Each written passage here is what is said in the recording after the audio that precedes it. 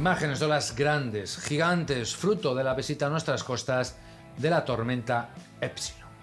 Bienvenidos a un nuevo programa de Conexión Surfing donde os mostramos el surf tal y como es, además de conocer a sus principales protagonistas. ¿Qué tal, Víctor? ¿Qué tenemos para esta semana? Cuéntanos. Un saludo, Robert. Como bien has comentado, las consecuencias de la tormenta Epsilon serán parte de lo que trataremos hoy, pero además otras interesantes temáticas. Pero no lo cuento, veámoslo en nuestro avance de contenidos. Ya os adelanto que el programa promete.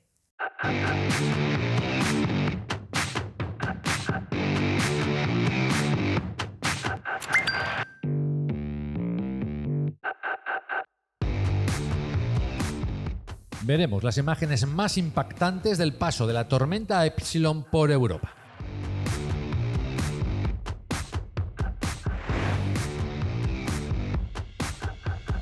Abriremos nuestro estudio para el debate entre las tablas de surf de madera y las convencionales de foam y fibra de vidrio.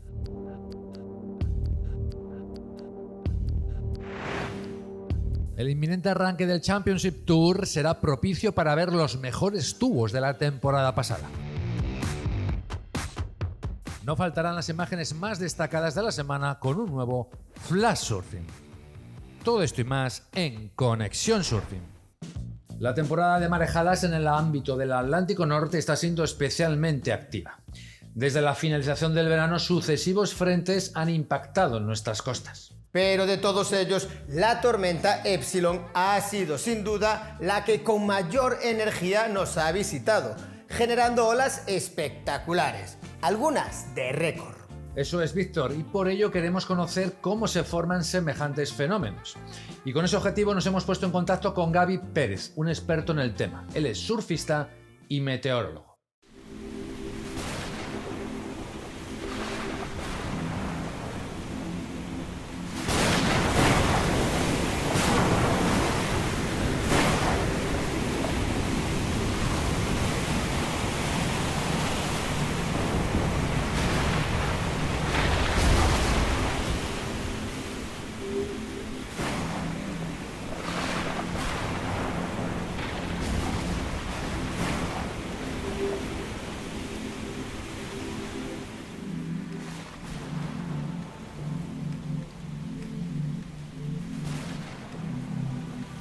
Hola Gaby, cuéntanos, en tu caso, ¿qué fue antes, el surf o la meteorología? Hola Roberto y amigos de Conexión Surfing. Pues mira, fíjate que en mi caso yo creo que tengo bastante claro que primero fue el surf, porque bueno, empecé a practicar el surf hace ya bastantes años y el hecho, bueno, como nos pasa un poco yo creo que a todos, ¿no? El hecho de tener que necesitar unas condiciones, ¿no? Para poder practicar el deporte, es decir, pues que haya unas olas en el mar, te obliga a estar pendiente, ¿no? del tiempo. Entonces yo me empecé a interesar mucho a raíz del surf, cada vez más. De hecho, monté una página web que en su día era como un poquito pionera en este campo, ¿no? Porque habían páginas ya de surf, páginas web, pero no entraban tan en detalle en el tema de la meteorología. Entonces yo me metí mucho ahí, puse muchos recursos, mapas de olas, mapas de isobaras, a la gente le empezó a interesar, acceso a webcams para controlar las condiciones, en fin. Entonces, bueno, creo que ese fue el orden. Te hemos invitado como profesional en este ámbito para que nos hables de la tormenta Epsilon. Lo primero, Gaby, ¿quién pone los nombres y por qué Epsilon en este caso? Los nombres de las tormentas o de los huracanes, en fin, todo este tipo de sistemas meteorológicos, realmente quien los pone en primer término, al menos los sistemas tropicales, los huracanes, los que más, digamos, son mediáticos, que más conocemos, los pone la Organización Mundial. Lo hace una vez para cada 6 años, digamos, ¿no? Lo establece para 6 años y al 7º año se suelen reutilizar los nombres, salvo que hayan sido huracanes muy, muy destructivos. Entonces, pues por el mal rollo, digamos, ¿no? que ha quedado de ellos, pues no se vuelven a reutilizar. Entonces, quien realmente al final, de forma operativa, va asignando esos nombres es el Centro Nacional de Huracanes de Florida. Las siglas son NHC, son los que hacen la vigilancia de los sistemas tropicales durante la época de huracanes. En el Caribe es donde más se centran, pero bueno, en todo el Atlántico Norte y en el Pacífico Norte también. Entonces ellos van asignando estos nombres. Epsilon concretamente viene de ahí, es decir, es una tormenta, un sistema tropical, vamos, fue un huracán incluso, y luego ya veremos, ¿no?, cómo llegó hasta aquí, pero la cuestión es que ellos pusieron ese nombre desde Florida, Epsilon, y ya nos llegó al Atlántico Norte, procedente de allí, con ese nombre. ¿Por qué Epsilon? Porque inicialmente se utilizan los 21 nombres, se asignan por alfabeto, nuestro alfabeto, digamos, ¿no? Nombres que se van asignando cada año. Lo que pasa es que cuando se agotan, si la temporada de huracanes ha sido tan activa, ¿no?, como ha sido esta, y se agotan los 21 nombres, se recurre ya al alfabeto griego. Entonces empieza por alfa, beta, gamma, hasta ahora mismo, por ejemplo, epsilon. Entonces, de aquí viene exactamente.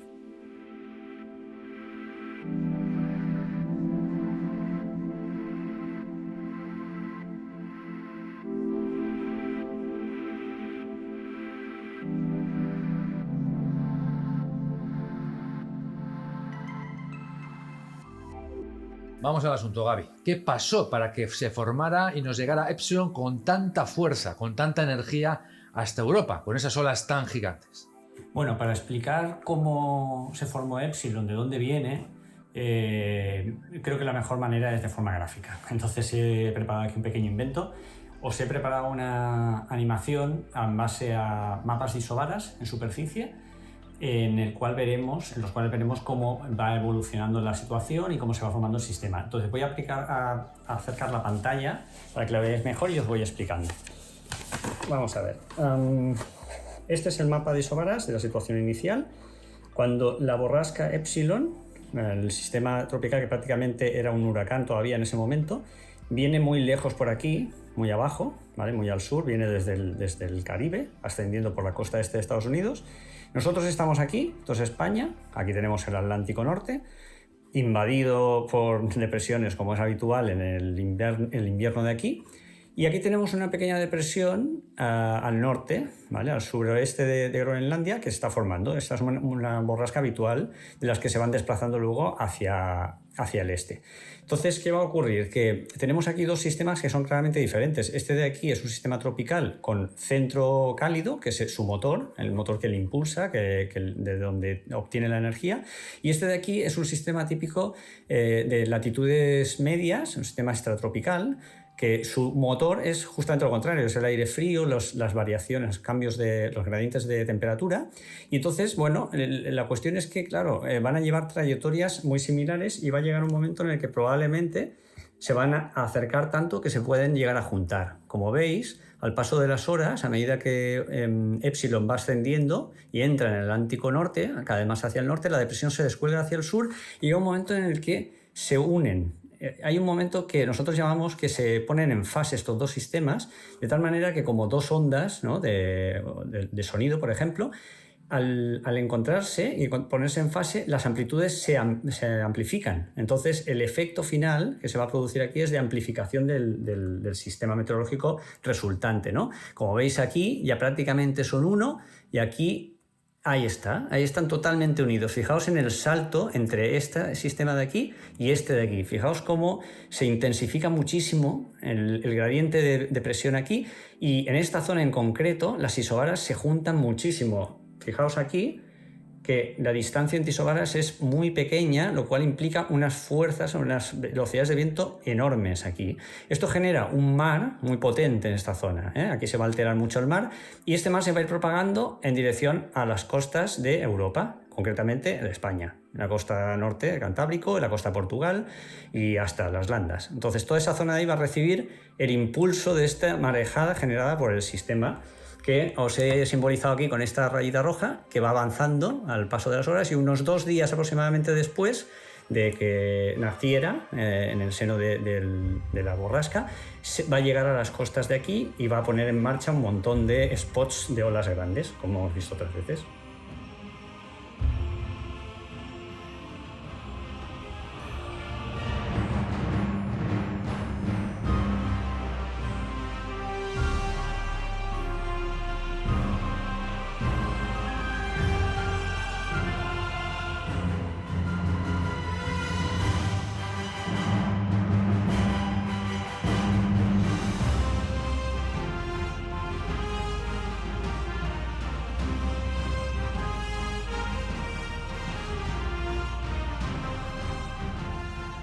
¿Existe algún patrón en la frecuencia de estos fenómenos? ¿Hasta cuándo tendremos que esperar para otra tormenta similar, Gaby?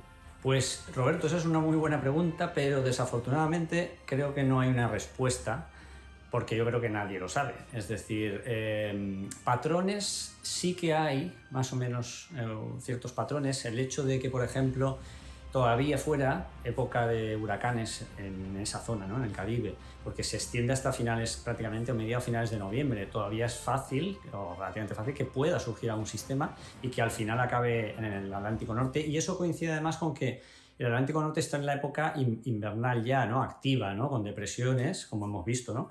Entonces, sí que hay ciertos patrones que se pueden repetir. Ahora, para que se pongan en fase los dos sistemas, como ha pasado en el caso de Epsilon, ya es más complicado, ¿eh? Sí que va a pasar más veces, obviamente. De hecho, ha pasado más también en el pasado, pero no es algo que ocurra muy a menudo, ¿no? Sí es verdad que se ve en marco, digamos, del tema de estudios de cambio climático, del calentamiento global, que en estos escenarios que se están empezando a ver desde que se tienen datos observacionales fiables, se está empezando a ver que hay una mayor frecuencia de fenómenos más extremos y que esto además va a incrementarse en el futuro. Por lo tanto, cabe esperar que veremos más fenómenos de estos y probablemente con mayor frecuencia, pero no sabemos cuándo ocurrirá.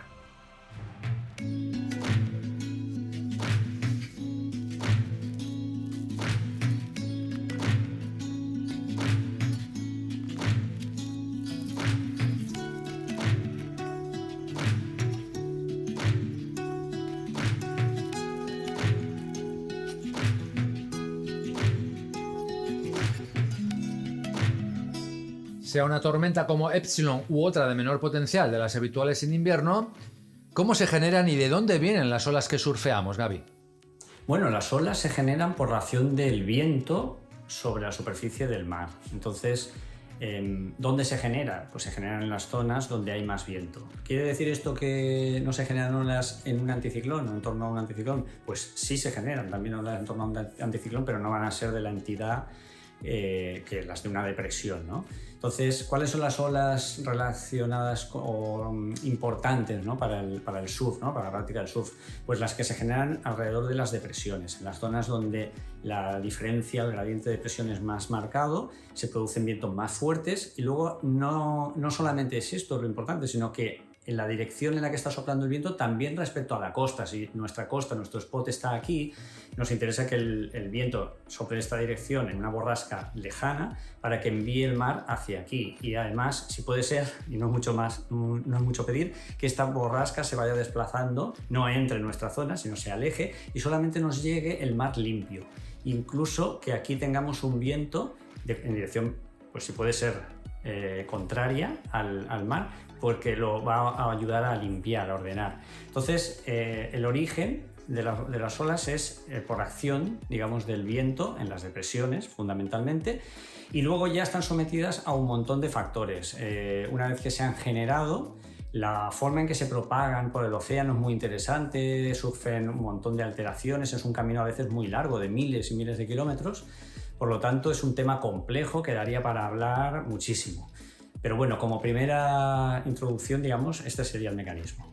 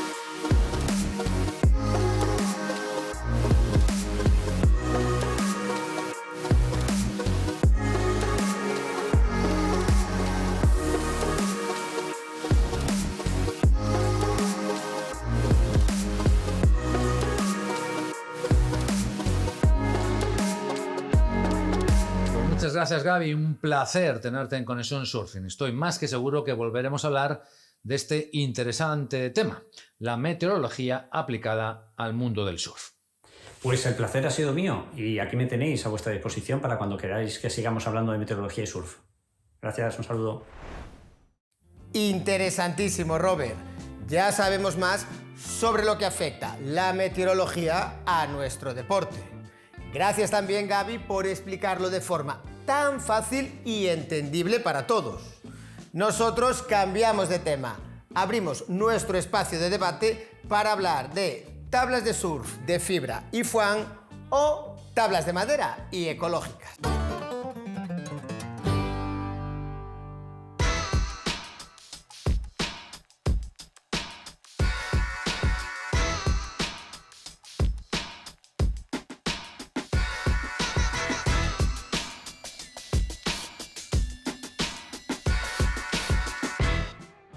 En nuestra segunda temporada de Conexión Surfing hemos pasado por varias fábricas y talleres, diferentes formas y métodos de fabricación de tablas de surf.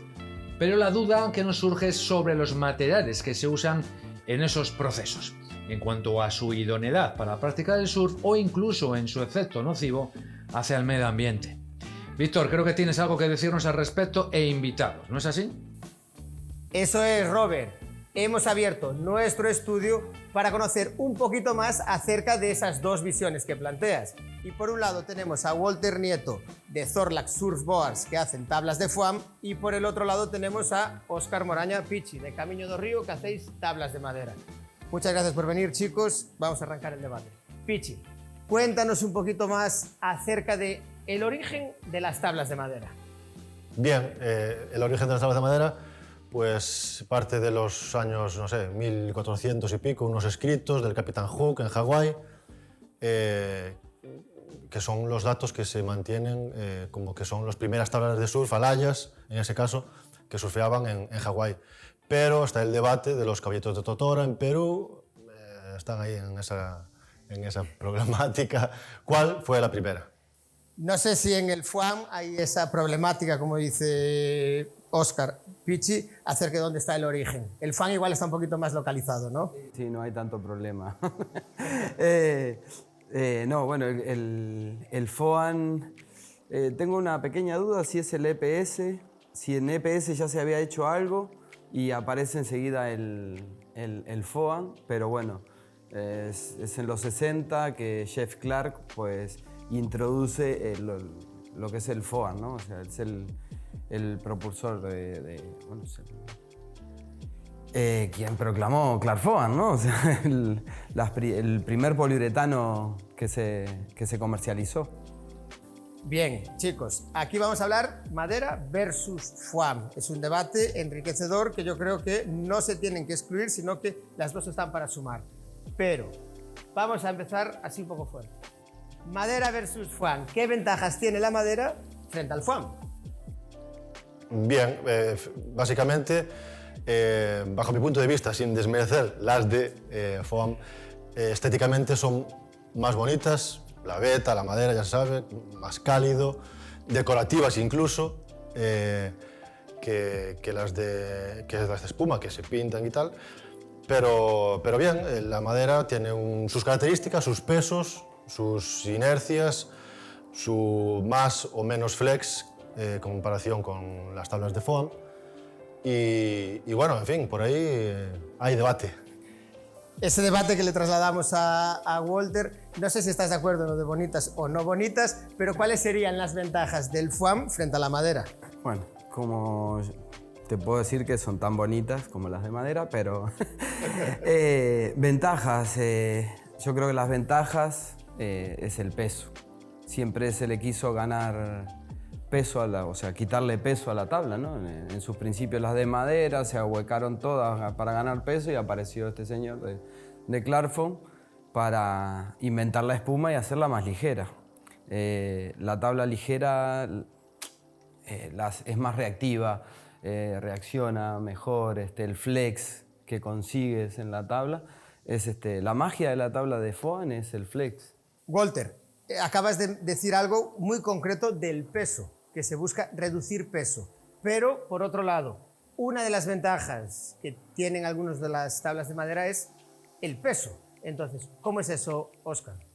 Claro, ventajas depende del estilo del surf, del surfer, de la ola, depende de muchos condicionantes. Sí, es verdad que competir la madera, ya sea el fabricante que sea, hay 1000 constructores, millones de constructores y muchos procesos constructivos de tablas huecas, no huecas, sólidas, de balsa, paulonia, en fin, con corazón EPS, como las que se ven habitualmente, que son muy competitivas en cuanto a peso. Flex, bueno, ahí ya entramos en otro dilema. Pero bueno, evidentemente la madera pesa más y es para un surf diferente, en principio, a lo que no es la competición en sí.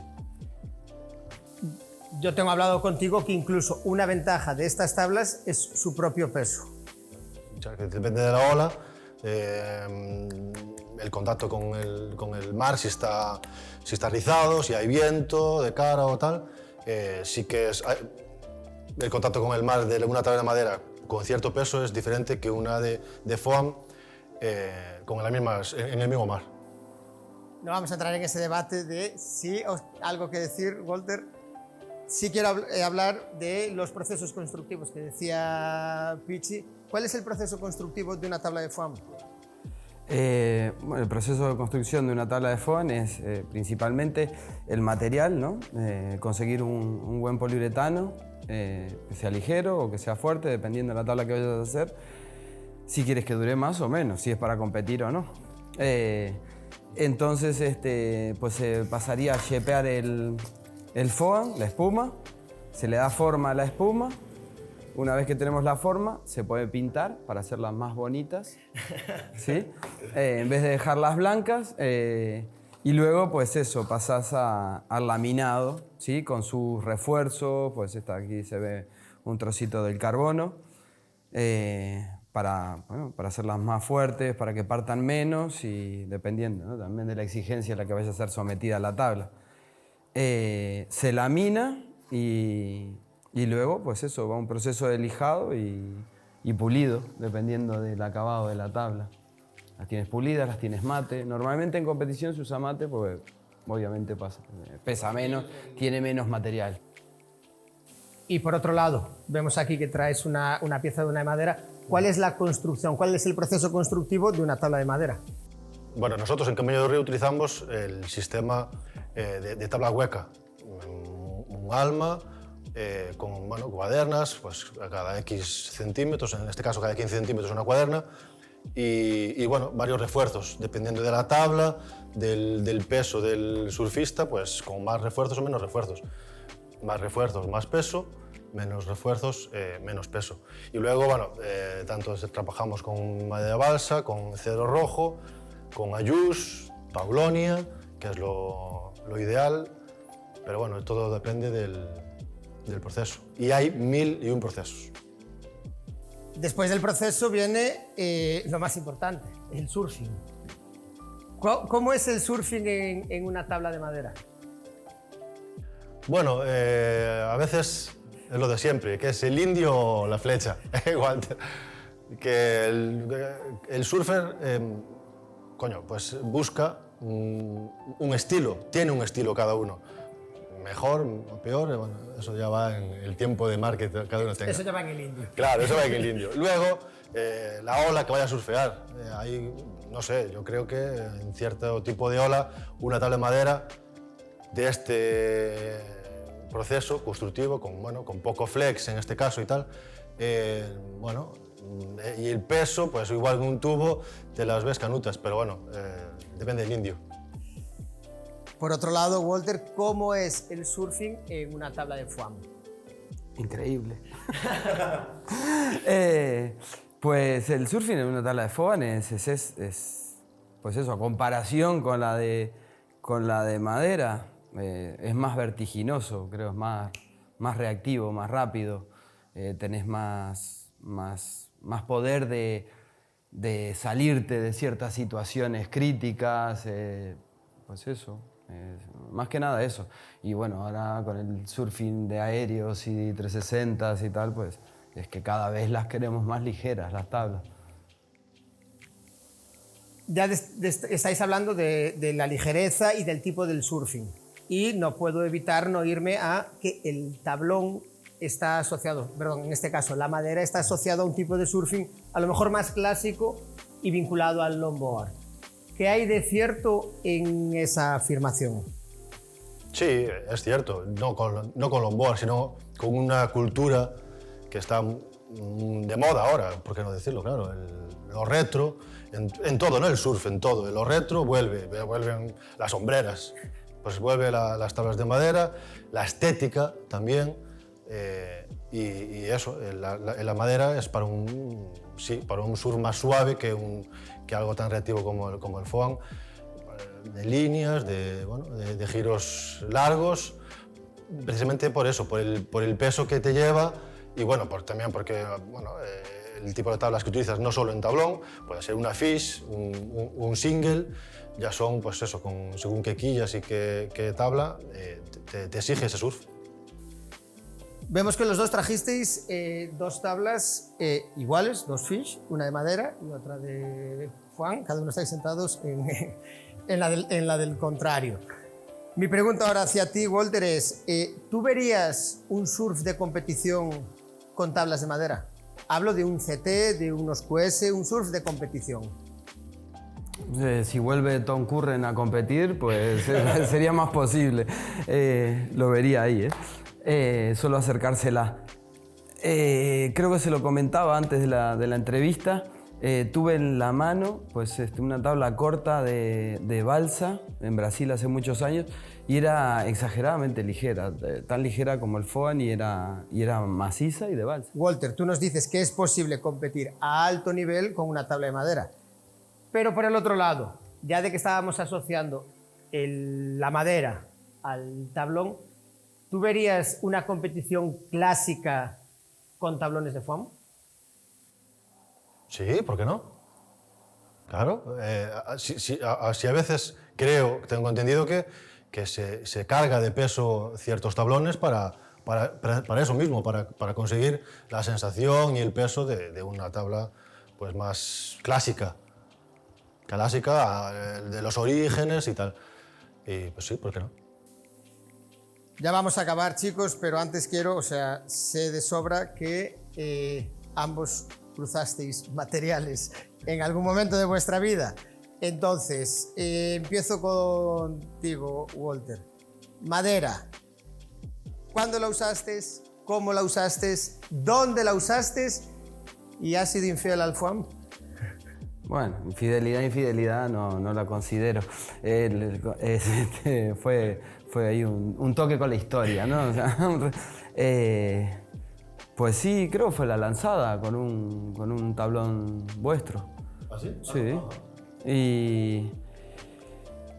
Y a ver, la sensación, lo que estábamos hablando, que le metemos tanto lo del peso, y yo siempre digo que entre la tabla de madera y una de foam, ¿no? Está como no sé si se pueden decir marcas de coche, pero bueno, es como la de foam sería un Mini todo tuneado y la otra un Mercedes de un señor, sabes, que va flotando, ¿no? Pues esa sensación de cortar el agua con una tabla de madera que va aplomada, que va bien metida de canto en la ola, pues es una sensación muy, muy chula, la verdad.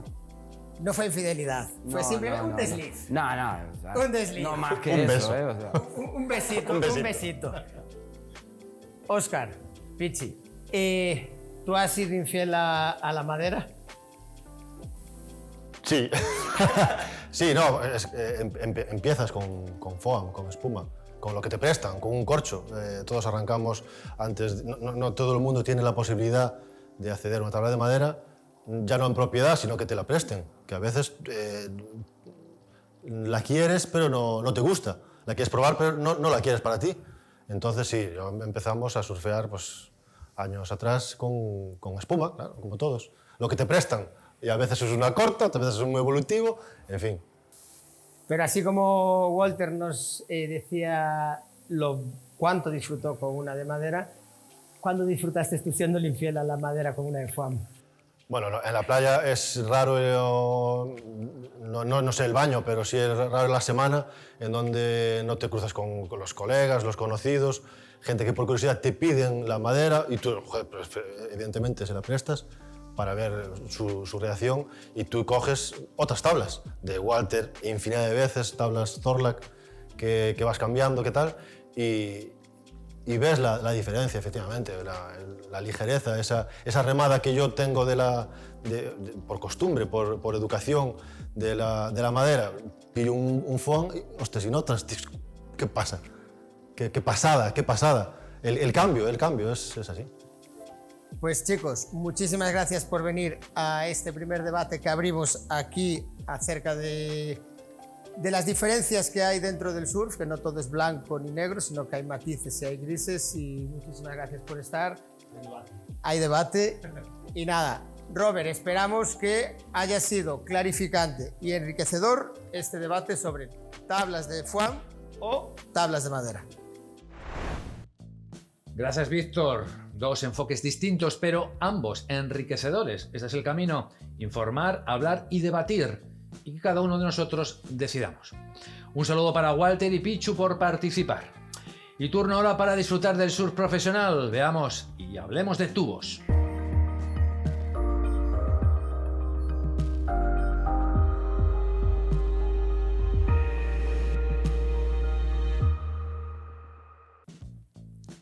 El circuito de la World Surf League, la primera división mundial del surf profesional, denominado como el Championship Tour o CT, arranca esta temporada con muchas novedades. ¿Verdad, Robert? Sí, Víctor, pero lo que no cambiará es que podremos disfrutar del mejor surf profesional de las mejores olas del planeta. Unas olas que la mayoría de ellas ofrecen en su estado superior la maniobra reina en el surf: el tubo. Entubarse es el nirvana del surfista, la máxima compenetración surfista y ola, el mayor placer y sensación del deporte de las olas. Por eso, y para ponernos en situación, vamos a repasar cuáles fueron los mejores tubos de la temporada pasada. Todos diferentes, todos espectaculares. Veámoslos y disfrutemos con ellos.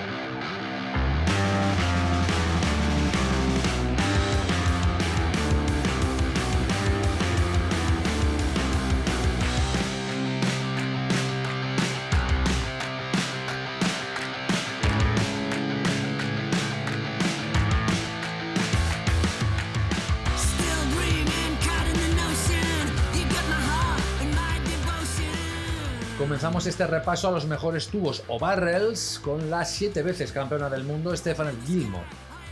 La ola de Keramas en la isla de Bali no es precisamente una ola tubera, pero alguna sección, dependiendo del punto de marea, ahueca. Y Stephanie Gilmore en la final del Bali Protected vio el momento, frenó y se metió. Un tubo y una ola que en su conjunto fue premiada con la máxima puntuación, un 10, y una nueva victoria en la carrera de la australiana. Wants that world title so badly as we see Gilmore up again. So using priority for this one, setting up on the inside, an amazing read, she comes through. What an effort and a huge end section turn. Y de Indonesia nos trasladamos a la costa oeste de Australia. Allí se celebra cada año el Margaret River Pro y una de sus olas es la denominada como de box. El nombre lo dice todo, una ola hueca, potente y peligrosa. En la edición 2019 los tubos más destacados fueron para Italo Ferreira, Colo Andino, Seth Moniz, Gabriel Medina, Jack Robinson y Conor Coffin. Este último además lo hizo en compañía de un numeroso grupo de delfines, sin duda una de las imágenes más espectaculares de la temporada.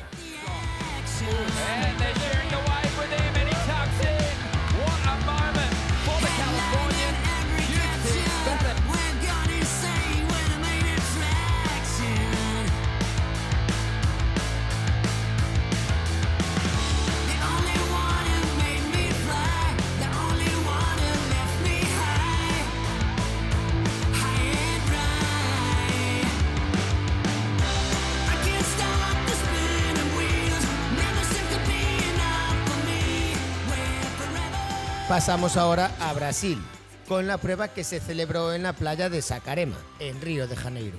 Allí el gran Kelly Slater dio una lección de cómo surfear un tubo poco definido, difícil y con varias secciones y salir de él airoso. No llegó al 10, se quedó en un 9,50. Su gesto saliendo del tubo deja claro quién es el número 1. 11 títulos mundiales le avalan. Here he goes, Kelly Slater. Eases off the bottom, stalling for the barrel, finds his way into the barrel, breaks for that first section, second section for Kelly Slater.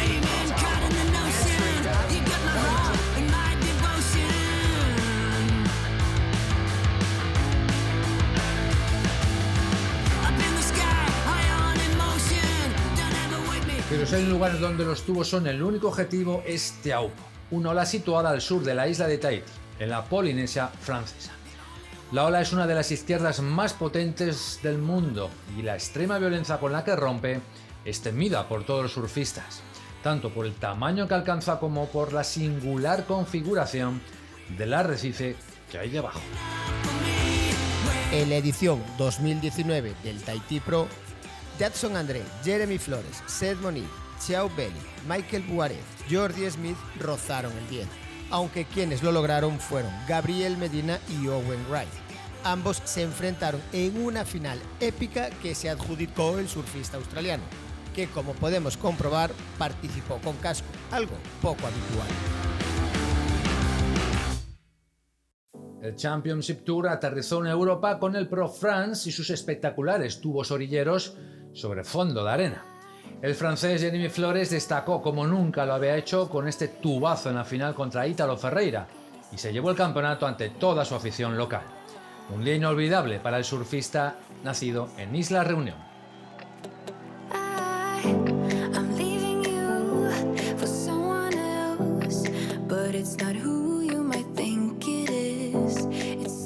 Terminamos este recorrido de los mejores tubos de la temporada pasada en un lugar donde pronunciar su nombre es sagrado en el mundo del surf, Pipeline, en Hawái, un paraíso mítico donde se celebra desde hace 50 años el Pipe Masters.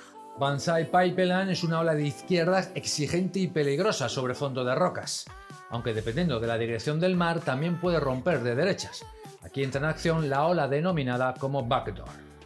El Pipe Masters cerraba la temporada 2019 del CT con varias cosas por decidir. El campeonato del mundo entre Gabriel Medina e Italo Ferreira y las plazas pendientes para las Olimpiadas de Tokio. Las olas llegaron y los tubazos también. Pero una vez más, Kelly Slater volvió a dejar su sello con un 10 de escándalo. Una ola increíble de máxima dificultad, superando 4 secciones y completada con el denominado Doggy Door Exit, saliendo por la puerta del perrito de forma limpia y elegante. Una genialidad. Thinking about making a move, he's already setting up the left, split peak, sticking with Kelly. Wide open, bonus section, Slater still traveling, driving through an impossible section, Kelly makes it! Yeah, that was super deep, he kind of had to go though, didn't he?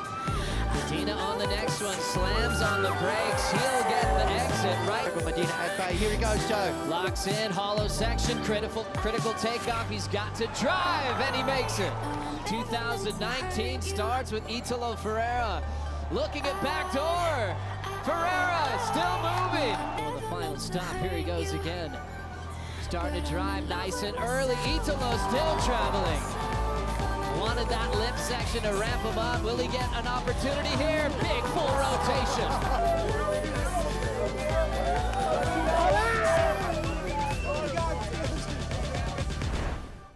Y sin tiempo para recobrarnos de este atracón de tubos, vamos con el flash surfing de la semana. El surf, aquí, no para.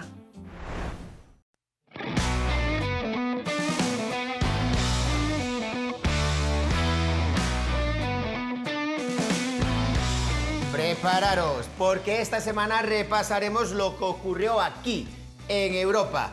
Descubriremos también lo que está pasando en Latinoamérica. Y como siempre, haremos un viaje por el resto del planeta. Todo esto y mucho más en un flash.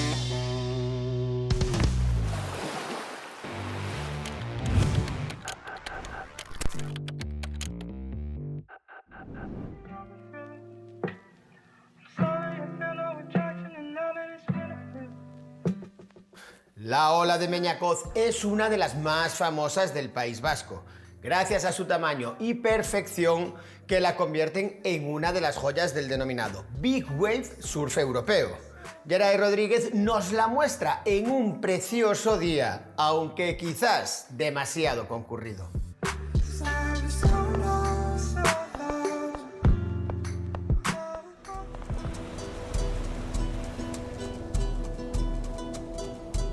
El italiano Leo Fioravanti aprovechó al máximo su paso por Europa antes del inicio del Championship Tour en Paipera.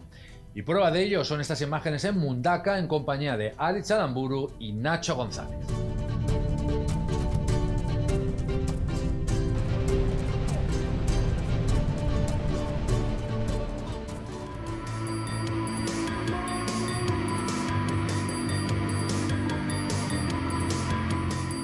Las restricciones para la práctica del surf en Francia se endurecen y ahora nadie puede entrar al agua.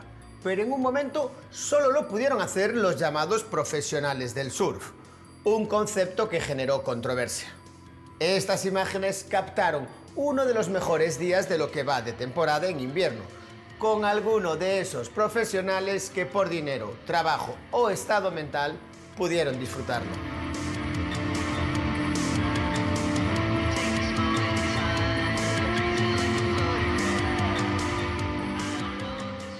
La prohibición también llegó a Nazaré. Eso hizo que Antonio Silva y Joao Macedo buscaran otras alternativas. Esta ola de Antonio Silva en un punto no revelado de la costa portuguesa fue para la prestigiosa publicación digital Surfline la ola del día. Sin duda tiene todos nuestros votos para serlo.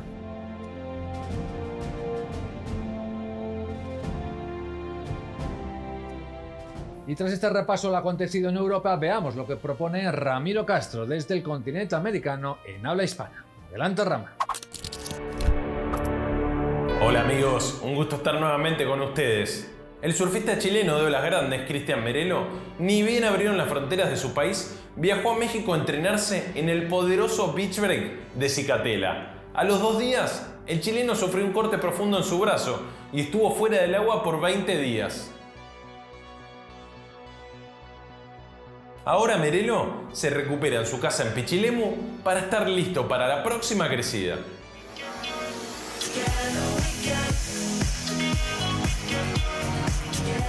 Lucía Indurain, 2 veces campeona argentina y preseleccionada para el Mundial del año que viene, también aprovechó que El Salvador abrió sus puertas al turismo y se tomó un avión al país centroamericano.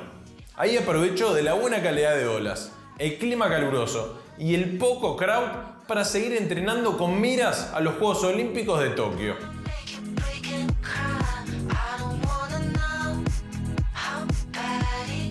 Un saludo amigos, continuamos con Flash Surfing. Gracias, Rama. Seguimos ahora con las imágenes más destacadas en el resto del mundo. Y lo hacemos con el estreno de Tokyo Rising, un documental dirigido por Eric Knudson que se centra en la lucha que tuvieron Kelly Slater, John Florence y Kolohe Andino por la plaza para los Juegos Olímpicos de Tokio, vía eso sí, Championship Tour. Esta historia cuenta el intento de Kelly Slater por alcanzar a Florence tras su lesión de rodilla y cómo el hawaiano tuvo que forzar su recuperación en Pipeline 5 meses después para poder defender su plaza.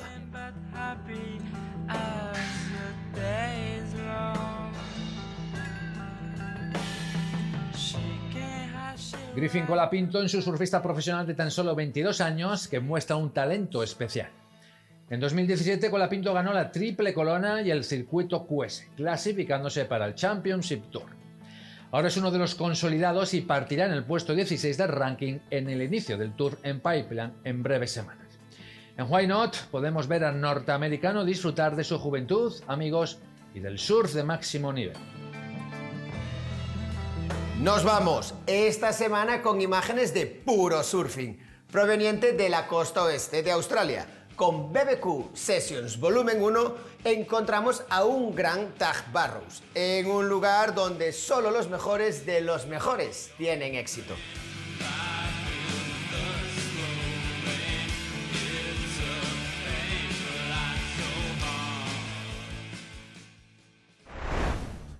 Os lo adelanté al principio.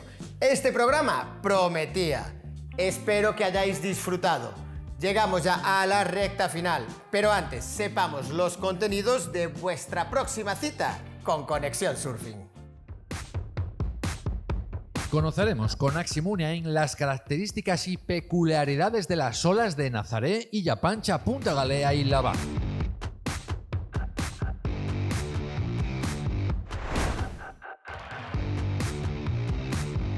Hablaremos con el fotógrafo y realizador Lucas Tozzi, que nos presentará su proyecto audiovisual California.